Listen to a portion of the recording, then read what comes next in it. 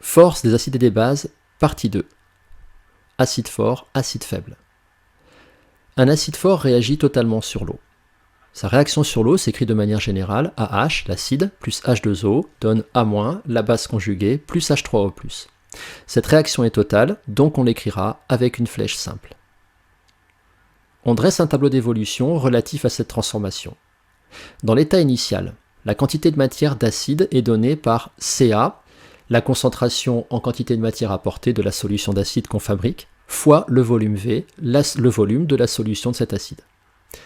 Pour l'eau, on aura systématiquement un excès.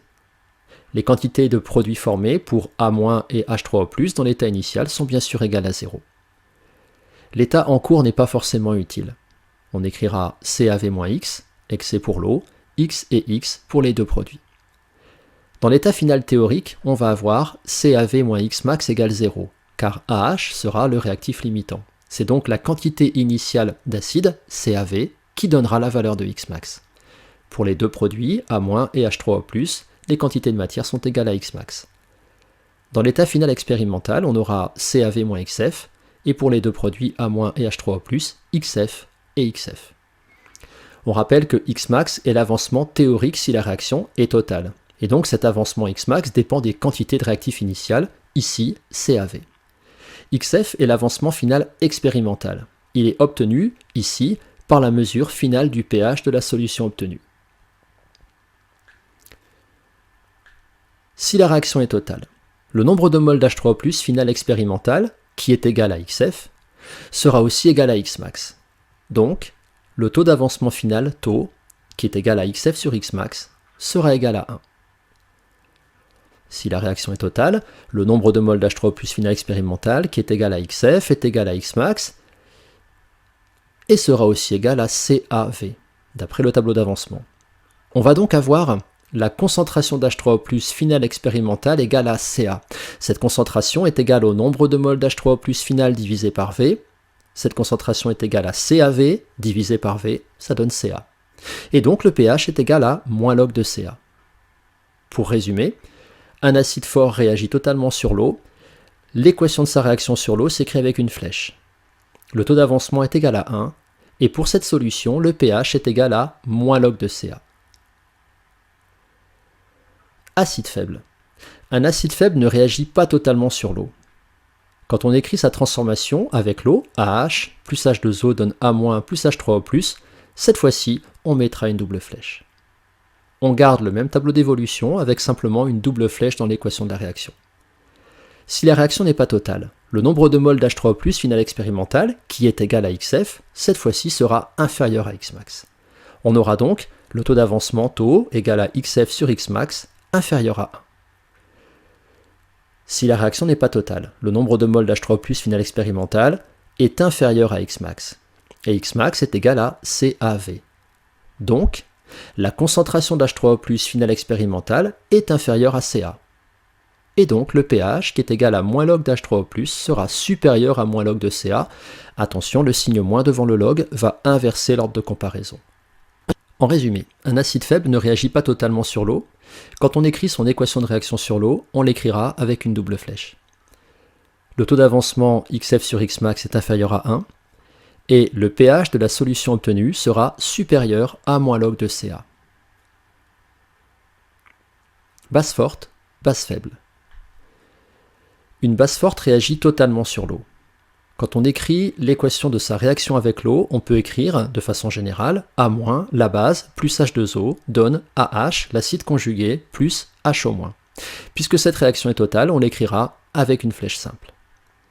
On met en place le tableau d'évolution relatif à cette transformation. Dans l'état initial, on va avoir pour A- la quantité de matière Cb fois V, Cb la concentration en quantité de matière apportée, fois le volume de la solution de base formée. L'eau sera toujours en excès, et bien sûr pour les deux produits AH et HO-, on a des quantités de matière nulles. Dans l'état en cours, on écrit CbV-X, et on a X et X comme quantité de matière pour AH et HO-.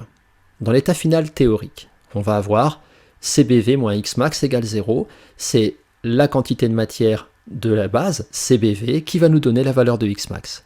On aura bien sûr pour les deux produits AH et HO- les quantités de matière formées Xmax et Xmax.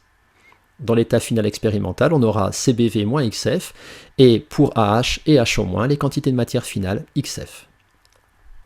Si la réaction est totale, le nombre de moles d'HO- final expérimental, qui est égal à XF, sera aussi égal à Xmax.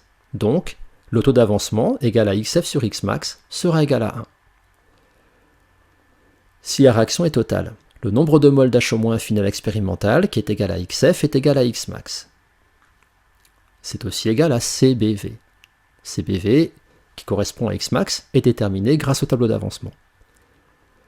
Le pH par définition est égal à moins log de la concentration d'H3O+. D'après la définition de KE, on pourrait écrire aussi que le pH est égal à moins log de KE sur la concentration d'HO-. Si on développe le logarithme, on obtient moins log de KE plus log de HO-. On peut écrire aussi que le pH est égal à moins log de KE plus log de CB, puisque la concentration d'HO- est égale à celle de CB. On aura donc finalement le pH de la solution égal à moins log de KE, c'est-à-dire 14 à 25 degrés, plus log de CB. En résumé, une base forte réagit totalement sur l'eau. Dans l'équation de sa réaction sur l'eau, on mettra une flèche simple. Le taux d'avancement XF sur Xmax est égal à 1, et le pH de la solution obtenue est égal à 14 plus log de CB. Base faible.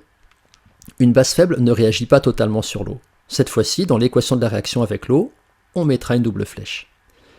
On garde le même tableau d'évolution avec simplement une double flèche dans l'équation chimique. Si la réaction n'est pas totale, le nombre de moles d'HO- final expérimental, qui est égal à XF, sera cette fois inférieur à Xmax. Le taux d'avancement, XF sur Xmax, sera inférieur à 1. Si la réaction n'est pas totale, le nombre de moles d'HO- final expérimental est inférieur à Xmax, c'est-à-dire CBV. Le pH, qui est égal à moins log d'H3O+, est égal à moins log de KE sur la concentration d'HO-. En développant, on obtient moins log de KE plus log d'HO-.